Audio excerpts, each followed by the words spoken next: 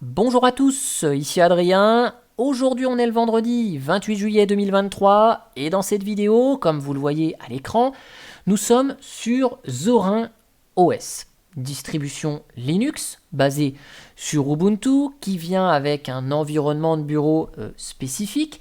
Et cette distribution Linux permet notamment de changer facilement l'agencement de l'environnement de bureau, vous propose un certain nombre de thèmes. Je ne vais pas représenter Zorin OS, on en a parlé déjà à travers plusieurs vidéos. Celles et ceux qui suivent les actualités du monde Linux ont pu voir que la version 16.3 de Zorin OS a été publiée hier. Sauf que nous, ici, on est sur une vieille version, la Zorin OS 15.3, qui est basée sur Ubuntu 18.04. Oh là là, c'est vieux tout ça, ça a 5 ans. Alors, rassurez-vous, c'est toujours maintenu, mais c'est un peu ancien.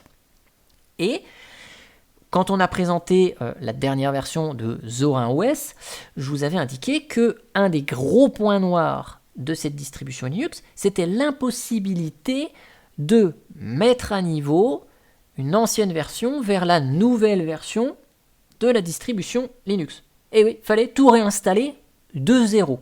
Alors depuis plusieurs mois, l'équipe de Zorin OS travaille sur un outil, le Zorin OS Upgrader, qui est maintenant préinstallé depuis la version 16.3 de Zorin OS. Et donc le but de cette vidéo, c'est de vous présenter cet outil. Alors, je l'ai installé il y a quelques semaines, voire peut-être même quelques mois, sur cette Zorin OS 15 que j'ai installé depuis un bon moment, mais régulièrement, je teste l'outil, mais il ne fonctionne pas. Il a toujours des bugs, la mise à niveau n'arrive pas à son terme, et aujourd'hui, il est disponible et il fonctionne. Donc, je vous montre à quoi il ressemble, comment il fonctionne, ce qu'il permet de faire. Et comme ça, vous allez voir que c'est quand même pas mal, graphiquement, sans taper une seule ligne de commande, vous allez pouvoir mettre à niveau. Vous voyez qu'on utilise Zorin OS version 15. Et grâce à cet outil, on a la possibilité de basculer sur la version 16.3 qui a été publiée hier de Zorin OS. On peut basculer directement sur la version Core pour rester sur la même édition qu'on a, mais on peut aller directement sur la version éducation ou sur la version pro.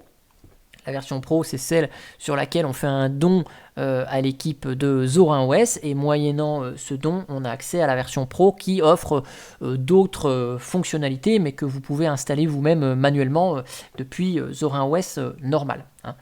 Donc je vous mettrai dans le descriptif également de la vidéo le lien vers cette page qui explique comment mettre à niveau Zorin OS d'une version plus ancienne vers la version 16 ici.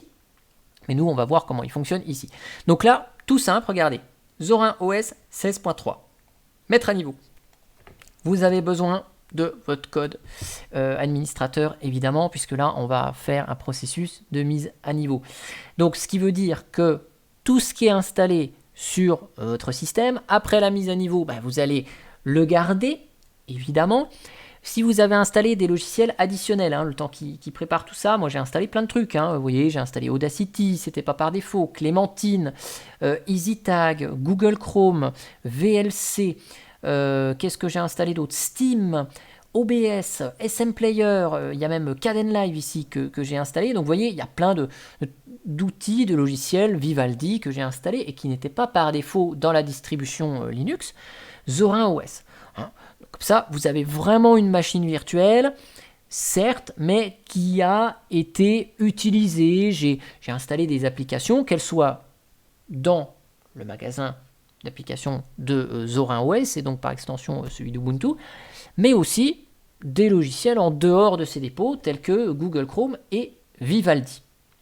Donc là, la première étape de l'outil de mise à niveau, ce qu'il fait, il va vérifier tout ce qu'il y a sur votre système, les prérequis, et voir s'il est vraiment possible de mettre à niveau vers une nouvelle version de Zorin OS sans problème. Donc je vous accélère, ça prend un petit peu de temps.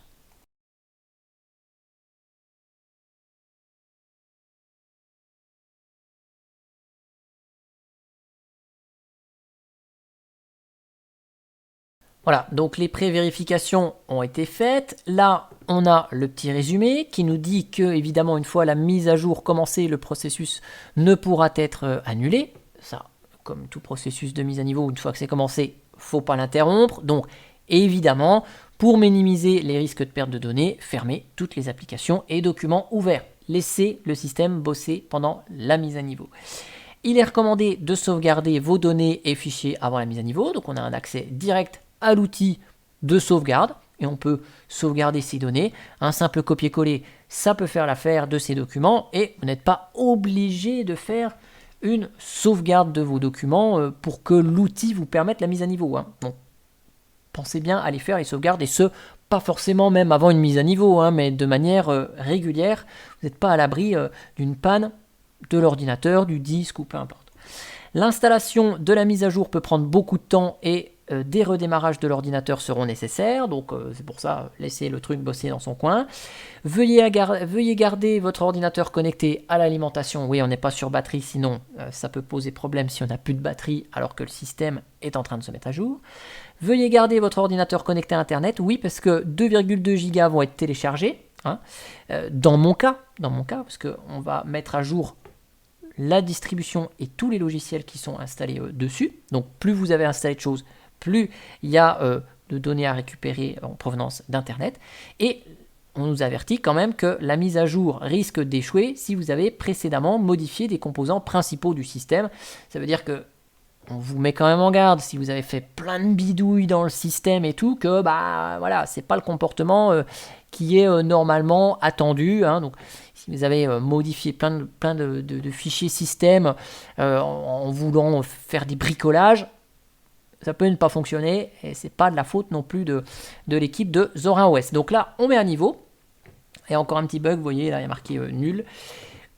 Voici toutes les étapes. Préparation de la mise à niveau, installation des nouveaux logiciels, définition de nouveaux dépôts logiciels, installation des mises à niveau, nettoyage, finalisation de la mise à niveau. Donc, étape de préparation. Dans la version 16 de Zorin OS, il y a des nouveaux outils, il peut y avoir des nouveaux thèmes. Donc c'est ça, l'installation des nouveaux logiciels. C'est les petits trucs en plus, les nouveautés, ça va nous les pousser. Ensuite, les dépôts de notre Zorin OS 15 sont modifiés en Zorin OS 16. C'est ce qu'il est en train de faire. Et après, tout ce qui était installé sur notre système, ça va se mettre à jour et après le tout est nettoyé et on sera invité à redémarrer.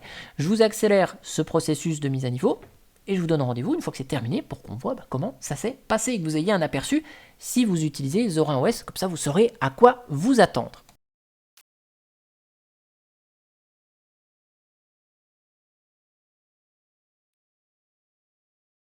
Hop là, et donc voilà, la mise à niveau est terminée. Redémarrer le système pour terminer la mise à niveau.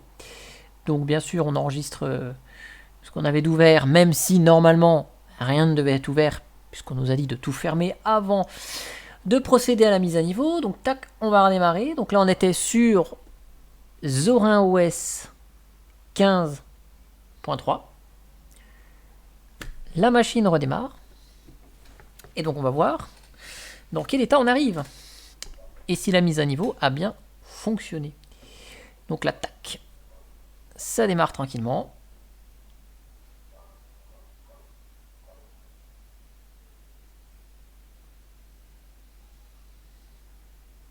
On est sur l'écran de connexion. Je me connecte ici. Et on arrive dans cette Zorin OS 16.3. Le fond d'écran a changé. Alors là, ma barre des tâches est revenue en bas. Donc il va falloir que je la remette en haut. Tac, paramètres. Et ici, donc ça c'est le nom de la machine qui s'appelle Zorin 15. Mais on est bien sur Zorin OS 16.3. Nickel. Donc là, je vais juste lancer Vivaldi, qui est une application que j'ai installée depuis un dépôt tiers. Pour voir si ça fonctionne toujours. Firefox, gestionnaire de fichiers, je vais ouvrir LibreOffice, Kdenlive, EasyTag, Clémentine, Audacity. C'est pour ça que je les avais épinglés. C'était pour les relancer plus rapidement. Tac, tac, tac, hop, hop. Et donc là, on a Kdenlive. Bon, modulo le thème ici, puisqu'on est sur une application KDE. Hop, alors attendez, tout s'est lancé. Donc là, vous savez, hein, hop, il faut changer comme ceci, à la main. Donc ça, c'est bon. Audacity, il est là, il fonctionne. LibreOffice, il est là avec le mode ruban. Voilà, vous exécutez la première fois la version 7.5 de LibreOffice. Nickel. Là, on a donc Clémentine, le lecteur de musique que j'aime bien utiliser. Quitter. On a EasyTag ici. Hop, Firefox, donc il est là et de fait dans sa dernière version. Hein, version ici 115.0.2. Hop, donc lui il est bon.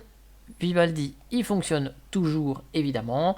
Et donc mon gestionnaire de fichiers, il est toujours là. Et donc là, si je veux repersonnaliser ici, donc comme j'avais mis précédemment, c'est un outil qui s'appelait Zorin, je sais plus quoi, Zorin Apparence. Et donc là, je vais peut-être pouvoir remettre, alors je sais plus comment on utilise l'outil, j'avais étudié avant de vous faire la vidéo de présentation, mais là évidemment j'ai tout oublié. Tac, donc bouton de la barre de titre, il y a probablement une option, je sais plus où c'est. Je sais plus où c'est, mais on peut remettre la barre des tâches en haut comme c'était avant. J'imagine, bon, c'est pas le but de la vidéo, le but c'est surtout de voir qu'on arrive bien sur notre Zorin OS 16 et qui est fonctionnel. Voilà, donc vous avez un peu cet aperçu de l'outil de mise à niveau si vous utilisez Zorin OS ou si vous êtes membre d'une association, d'un groupe d'utilisateurs de logiciels libres qui utilisent et qui installent par défaut Zorin OS. Hein. Je sais qu'il y a certains gueules qui font ça et c'est pour ça que j'ai des petits messages assez régulièrement pour parler de Zorin OS de temps en temps parce que c'est installé dans des associations qui font la promotion du logiciel libre. En tout cas, j'espère que cette petite vidéo vous aura plu et moi je vous dis à bientôt pour une prochaine vidéo. Allez, ciao ciao, bye bye.